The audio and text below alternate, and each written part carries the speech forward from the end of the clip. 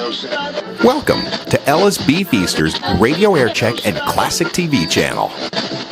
Sometimes it seems so useless to remain,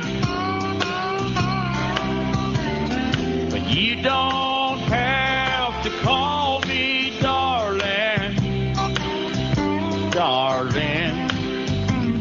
You never even call me by my name. This is WGN in Chicago, and want to have a little fun. Tom, you're not in any hurry, are you? Oh, no. What?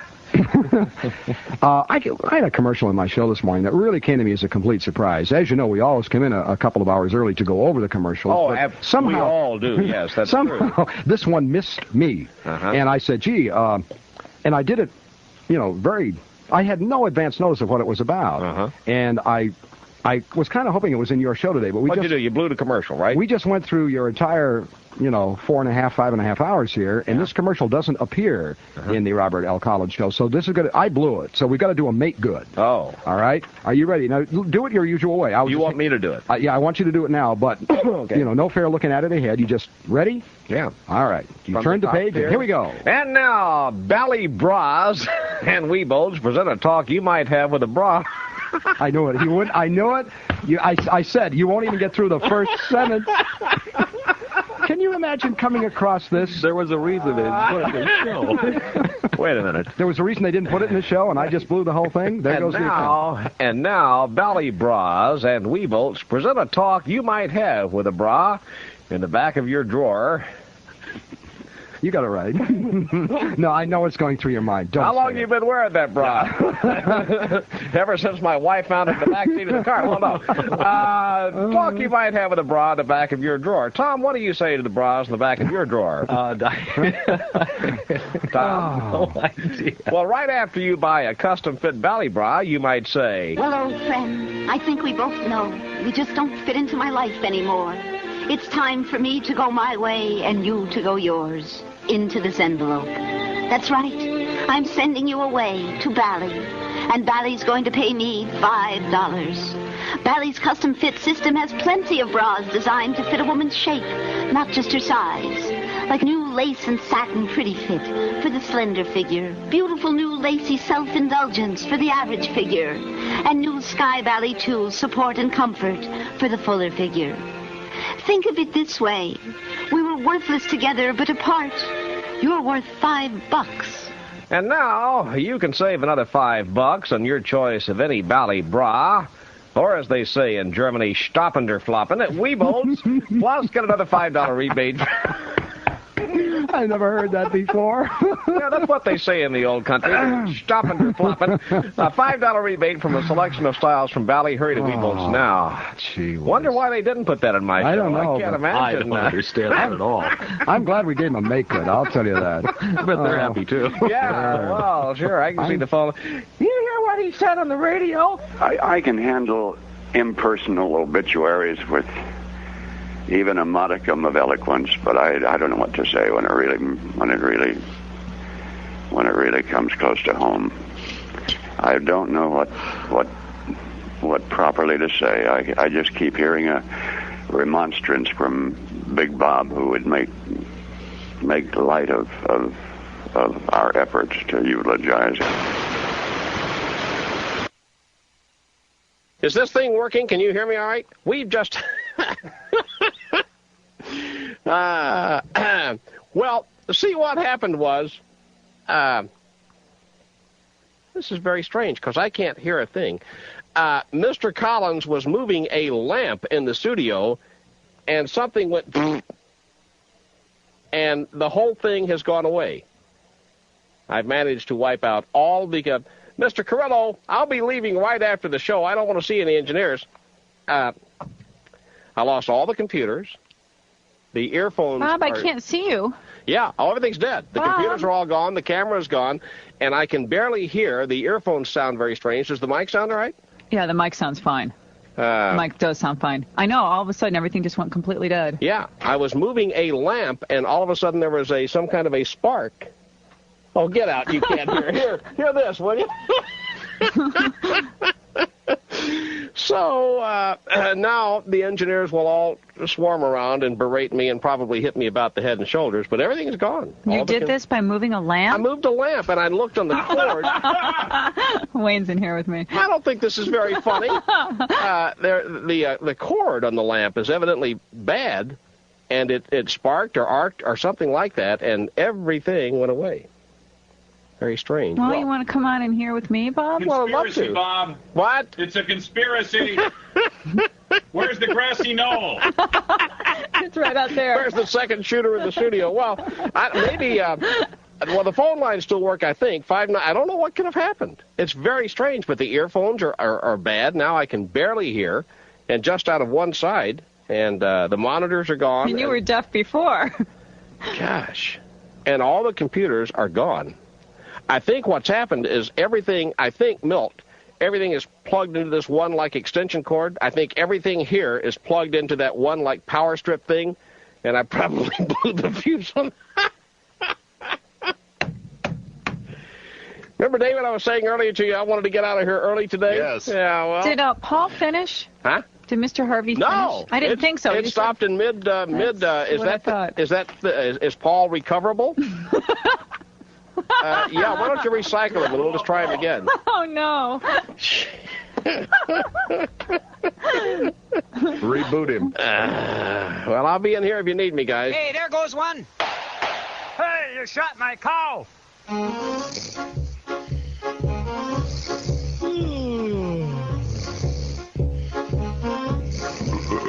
It's the second week of deer camp. I got a swollen head. I'm lying with the dust balls underneath my bed. An icy breeze is blowing in through the tongue and groove. My pants are frozen through the floor and I'm so sick to move. I didn't drink too many, only 30 cans of beer.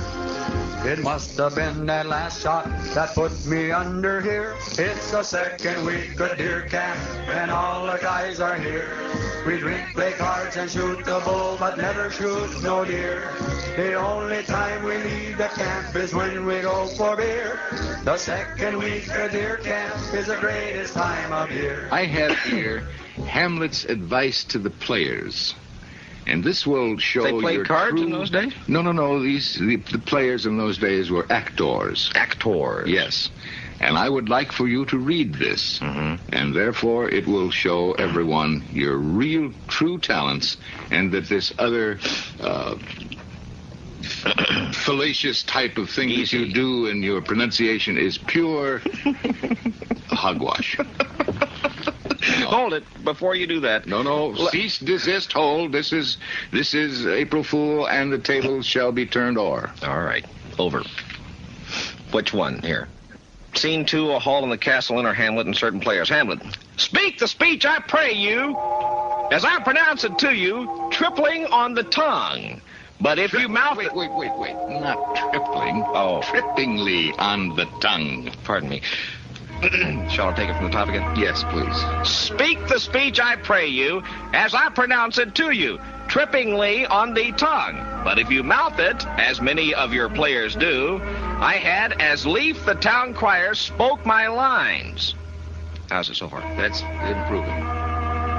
Nor do not saw the air too much with your hand, thus, but use all gently, for in the very torrent tempest and, as I may say, whirlwind of passion, you must acquire and beget a temperance that may give it smoothness. Oh! Oh, my word. He loved to play the bumpkin, and he loved to play the fool, and I want to tell you, this was nobody's fool. Oh, no. This is one of the wisest, smartest, best read, best informed people I ever came across. From Wilde's The Importance of Being Earnest comes the following high comedy scene between Gwendolyn, played by you, and Jack, played by Vincent Price. You have insisted that the man you marry be a man named Ernest. Jack has led you to believe that his name is Ernest. The setting is Victorian England, and the style is very brisk. As the scene opens, Jack is speaking. charming day it has been, Miss Fairfax. Pray don't talk to me about the weather, Mr. Worthington. Whenever people talk to me about the weather, I always feel quite certain they mean something else, and that makes me so nervous. I do mean something else. I thought so. In fact, I'm never wrong. Miss Fairfax, ever since I met you, I have admired you more than any girl I have ever met. Since I met you. Yes, I'm quite aware of that fact. I often wish that in public, at any rate, you'd been more demonstrative.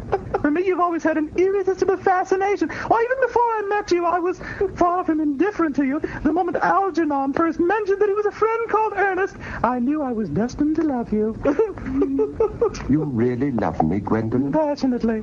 Darling, you don't know how happy you've made me. My own Ernest. But you don't really mean to say that you couldn't love me if my name wasn't Ernest. But your name is Ernest. Yes, I know it is, but supposing it was something else. Like Ralph. Do you mean to say that you couldn't love me then? Aha! That's clearly a metaphysical speculation.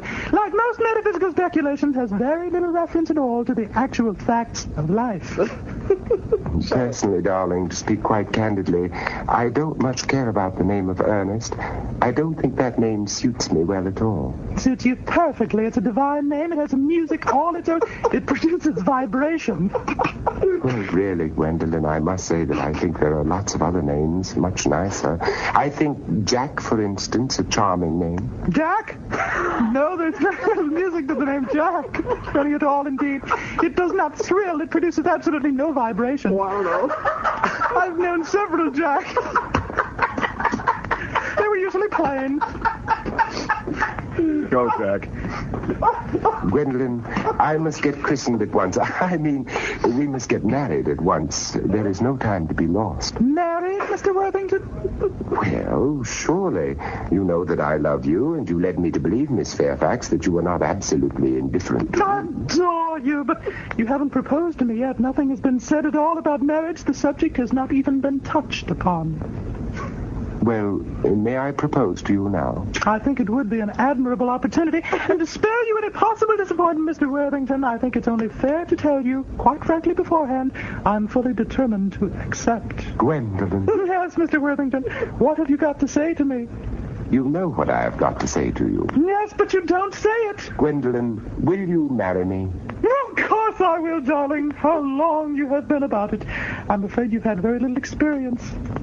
My own one. I have never loved anyone in the world but you. Yes, but men often propose for practice. All my girlfriends tell me so.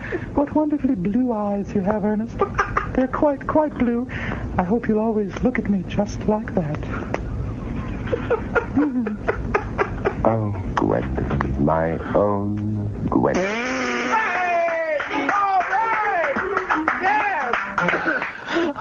Obviously, that was the voice of Vincent Price. The cackling was Bob Collins. And then there was that Gwendolyn character. Jim, do you remember that Gwendolyn character? Oh, we did have fun, didn't we? Oh, Jim Lockman, Lockjaw's with us on the line.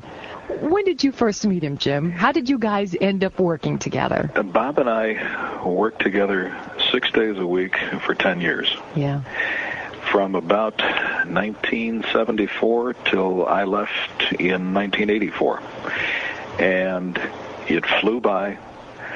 I was talking to my wife tonight about that whole experience, and she said to my son, you know, one of the great things about Bob was that he never got mad at Jim for leaving. You've been driving around the post offices lately? I almost got killed in the post office parking lot yesterday. Why? Everybody trying to get those H stamps. It was nuts. The what stamps? The 1 centers with the rooster on them. The rooster? Yeah, the 1 cent stamps. How many people do you know that you write to? Last time well, you got to send out bills and stuff. How do you send out bills? I put it in a WGN envelope, mark it official business. Oh, yeah. What do you think? You could do that. Send a cat. He doesn't do anything normal people do. He doesn't. I remember the first time when I was working with him, and he called his father in Florida on the radio. And I remember, here's this big man's man, as you said, and at the end of the conversation, he said, I love you, Daddy. And I was really taken aback by that, because it was such a warm, sweet, genuine thing to say on the radio, no less. And much later on, years later, we had a conversation about how that so impressed me. And he said to me, hey, I learned you got to say it when you can. We got a breaking story from the newsroom. Tom, what's up? Well, the stock market is doing some strange things this morning. The Dow is down more than 140 points. And all of this apparently is because of storm clouds looming over Brazil's economy. Now, what does this mean to the $117 I have invested in the market? You got 112. Oh, my God. Yeah. Oh, well, there goes lunch. To the home of the brave, the land of the free, and the doormat of the National League. Sammy Sosa said it's a habit he picked up in Japan, bowing to the fans. Arizona pitcher Todd Stottlemyre blasted Sosa for doing it. Are actors, when they bow to the audience, are they insulting the audience? What's wrong with that guy? Well, but you know what? He ought to stop. What he ought to do? And we got enough guys hurt. Walk out to the mound and kick Stottlemyre's butt. Well, we'll be back to Remembering Bob. This is Chicago's News and Talk and Sports. After a short break. Radio 720, WGN. Buenos dias. Direct from Havana. Rick Pearson is here from the Tribune. Good morning, sir. The Bob Collins Show. It's amazing. You can pick up the phone in the hotel and call the United States like you're calling Naperville. And Rick just told me that it's about $5 a minute.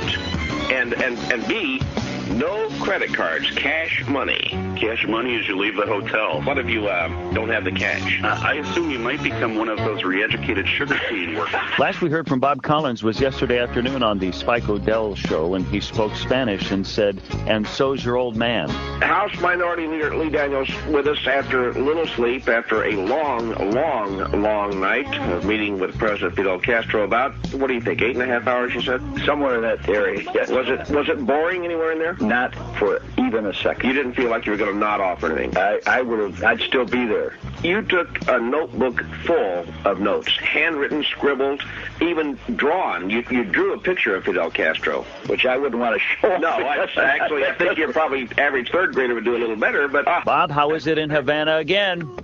It's been an interesting few hours since we talked the last time. Several things have happened. It's been an interesting few hours. This is not a boring trip. What do you mean by that? Well, I'm curious to talk to you and Tom. Is Tim there, aging radio veteran Tim Peterbilt? Yes.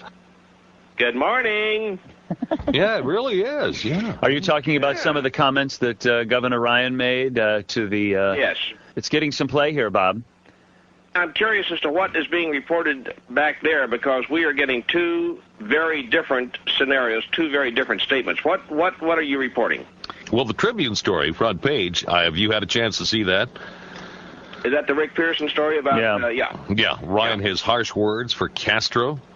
Governor blasts regime for Cuba's many ills and meets with dissidents. That has been essentially the way the story has been reported here in the morning papers, and the stories that we have been getting on it are essentially that, Bob. We're also reading, Bob, that another surprise is that the dissidents that you all talked to down there, at least that the governor did, instead of saying... don't do any business here. First, we have to get rid of Castro, said the way to do business here is open up trade. Well, we are getting two versions of the story. One, that the governor said the dissidents believe the problem is Castro. The other version of the story is that the governor believes the problem is Castro.